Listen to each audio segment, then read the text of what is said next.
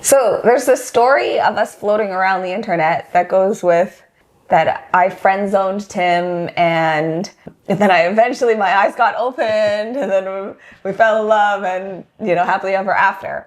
But in that, there's this idea that it almost seems like being friends is a bad thing, and we want to talk about the value of friendship.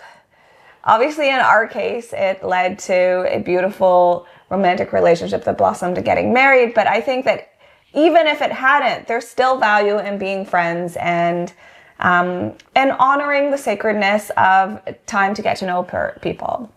So, Tim, let's talk about how we became friends. Let's do it. Okay, so tell me, you start. So one of the things I will preface is my parents always wanted me and my brothers to build good, healthy friendships. It's something they taught us. And it was something that, it's a mindset and a kind of who you are, that you're not only going to have friends, but have good friends. You're going to find people that you're going to invest in, and they're going to invest in you. When Anita and I were introduced through common friends, and again, those friends that introduced us were good friends. So let me talk about that first. So the husband named Jordan and the wife named Sonia, I had become great friends with. They knew me. We spent time together. We traveled together. They knew my family. They knew who I was.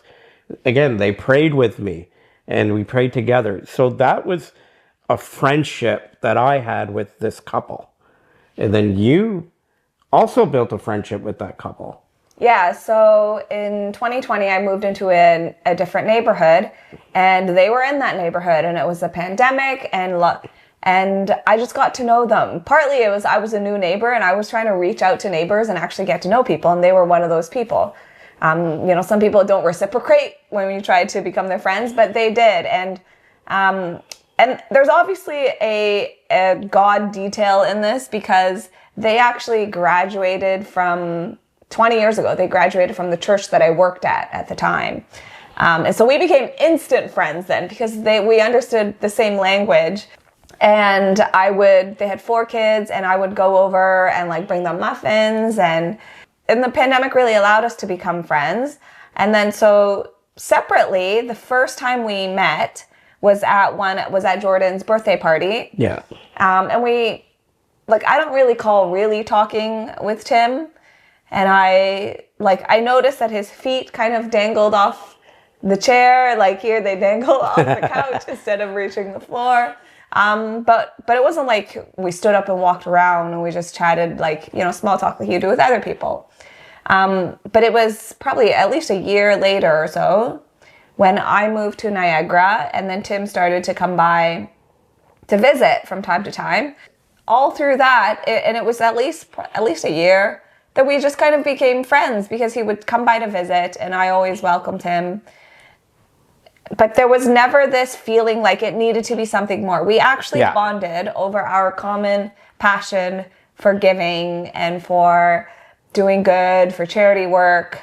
And in another video that we've just recorded, but it'll be on this YouTube channel, Tim talks about how giving was a part of his life, and giving was a big part of my life.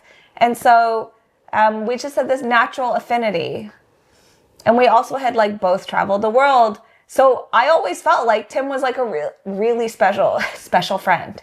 So when I was getting to know Anita, I actually made a conscious decision, and I'm talking as a guy here, that I just wanted to build a friendship with Anita. So it wasn't like, oh, I'm going to ask her out on a date, and if she says yes, I'm going to ask her on another date, and then by the 3rd date, we're going to be boyfriend and girlfriend. Those weren't even crossing my mind. All I knew in my mind is, here is a wonderful person that's a friend of my good friends that I just want to build a friendship with. And I think when I put it in that context, it made me feel relaxed.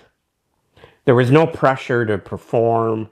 There was no pressure to be who I wasn't. There was also these insecurities that we might have when we're trying to figure out this world of partners and falling in love. I didn't feel that at all. I was just comfortable knowing that was building a nice friendship with this wonderful person. And to me, I was really enjoyed that. Sometimes when I've met people in the past, you're like, well, what do I do now? Maybe I said something wrong, or maybe I didn't do something right, or oh, all of a sudden now I should ask them out on a date and this and that, and it becomes very complex. But I think our story is that we were very relaxed with each other. There was no expectations of, and I called myself the guy, what's my nickname? No Moves Tim. Yeah, no moves, Tim. Is I didn't do any moves. I didn't do anything to even show Anita that I wanted something romantic, because at the beginning I didn't. So I was very comfortable in that. And sometimes in our culture, and we can talk about this for a sec, sometimes in our culture and society, we push things along too quickly. You can't invest in a friendship. You can't invest in people because you need something back. And if they say no, or if something isn't right, and you're going to move on, right? I have friends that go on dating apps, and they're infamous for going on the first date. They get their heart broken, and then they end up on another first date. With Anita and I, it wasn't about dating. It wasn't about, this idea, is she going to be somebody I'm going to ask to be my girlfriend? That did not happen till a lot later, after I knew and we became friends and we talked about life and we've talked about so many things, that I became more assured and comfortable in that. Right? Yeah, I always find it kind of ironic when all the headlines are like, "Oh, Anita friend zoned Tim," and I don't mind being used for that story. But the truth is that Tim also friend zoned me. It's just not, the headlines aren't written that way, and maybe our love story isn't quite written that way. But Tim intentionally was only giving me friend vibes. This is obviously things we can laugh about now. I was like, I never saw him that way because I got hardcore friend vibes. So, it wasn't like I had anything to bounce off of. But at the same time, I was fine with it, because I was, at the time when we first met, I wasn't interested in a relationship. I was just happy to meet someone, like a kindred spirit, and to have a special friend. Because sometimes when you connect with someone on multiple levels, which for us it was multiple levels, right? Yeah. There was faith, there was all of our travel experiences, there was even our experiences in corporate and work, and similar beliefs around how we want to spend our time and our life energy. And it was just nice to have a friend to vibe off of those topics and to talk. And I started helping a little bit with his charity. And so we really want to emphasize, excuse me, I have a little cough, so I have a lozenge in my mouth, so if I sound a little different, that's why. But we still wanted to record this anyway. There's so much value. And I think one of the blessings of our relationship and our story, and one of the reasons why we want to share it, is to just give people this feeling that you don't have to rush. Yeah. There's really going to be some amazing hand-picked person out there for you. And for us, we also met later in life. We are not 18-year-olds. And so I think there was actually a really nice part of the fact, it wasn't like we needed, the way I would put it is we don't have raging teenager or young adult hormones where you just want to, where you just want to elope or do something crazy. But for us, it was I felt like we were grounded, and we both have careers under our belt and a lot of life experience. And so there wasn't this need to suss everything out, get it all right away. And so, yeah, and I think that to me is how we really took that time, and then the love started to grow, right? Maybe mine, as you've read on the internet, maybe mine was growing a bit faster than Anita. But I really cherish those times when I can just be open and build a friendship. So as you know, you might say, well, Tim, as soon as you tell somebody you like them, you're going to lose the friendship, right?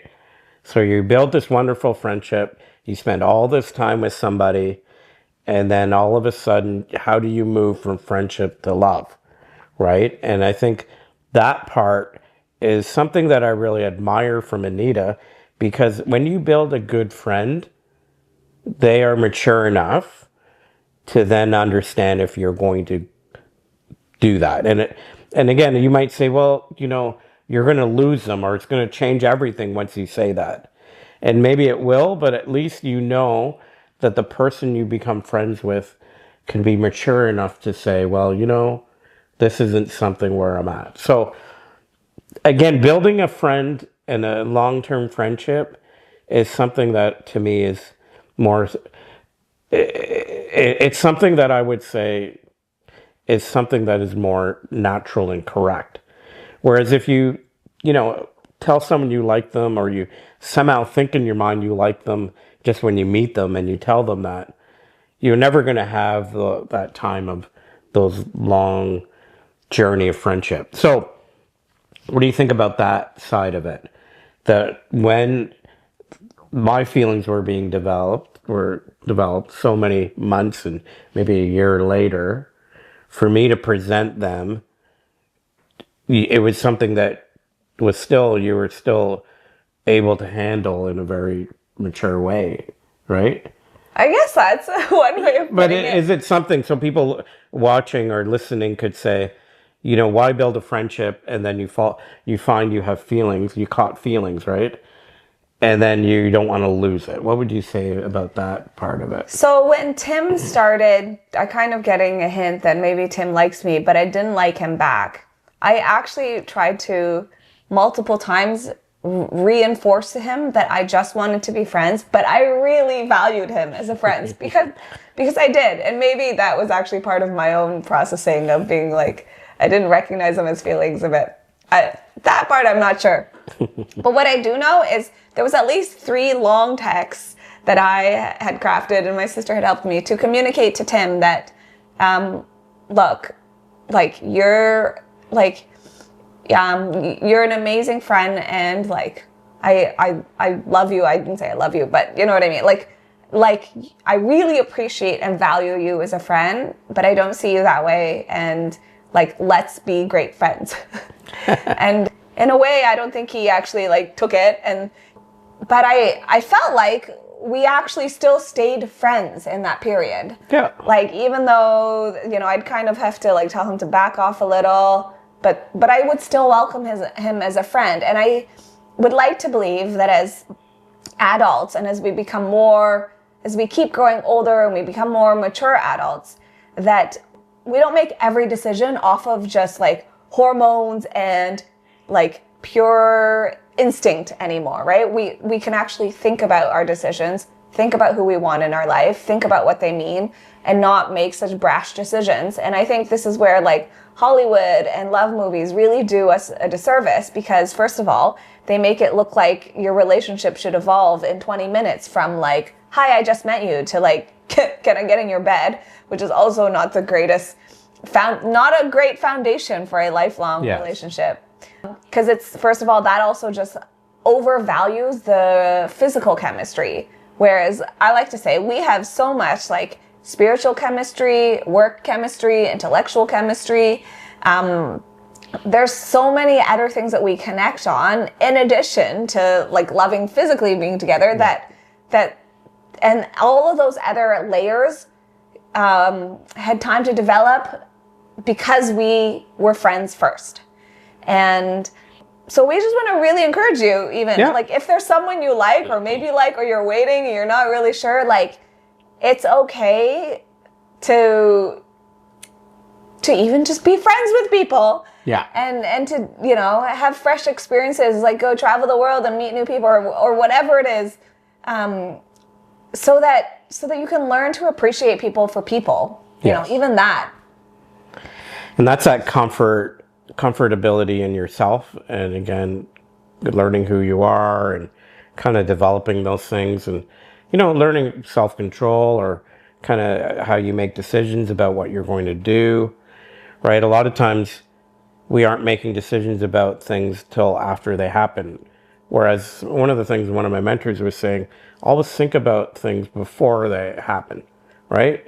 So, and I think with Anita, my journey with her you know, even when we talk about this dance in a sense, is I wanted to let her know that things were developing with me, but in a very nice way, right? Drop the hints or say certain things or do certain things because you have to feel out, is there love? Is my heart experiencing something that her heart might be or might not be? So again, that journey is really, if it's rooted in a strong foundation, then you have better chances of it growing into something wonderful, romantic or not, right? So this, you can think about your life, and you can. Some of you maybe have had a lot of different friends over the years, or romantic partners over the years, and you can look back and say, well, they weren't strong foundations, and now they're just disappeared, and I have nothing to do with these people anymore. Or you can look back and you could say, well, I built some great friendships during my life that I have helped me become better, and now I'm a better person, right? So a lot of times the decision is up to us, not up to this Hollywood and the movies and all of these social media, but it's really up to us to say, are we patient? And you talk about this thing about waiting. So let's chat about this idea of waiting. What does that mean? I think we have enough for this one. Okay, we're done. Because I think we've kind of talked about waiting. We'll save waiting Okay, for another. so then we'll save waiting for another video for you guys. Then we'll wrap up. So hopefully this conversation kind of clarified a few things and encouraged you a bit. If you have more questions for us or that you'd love to hear our responses to, feel free to leave them in the comments. Awesome. Look forward to doing this again and having you join us. Yeah, we'll see you soon. See you soon.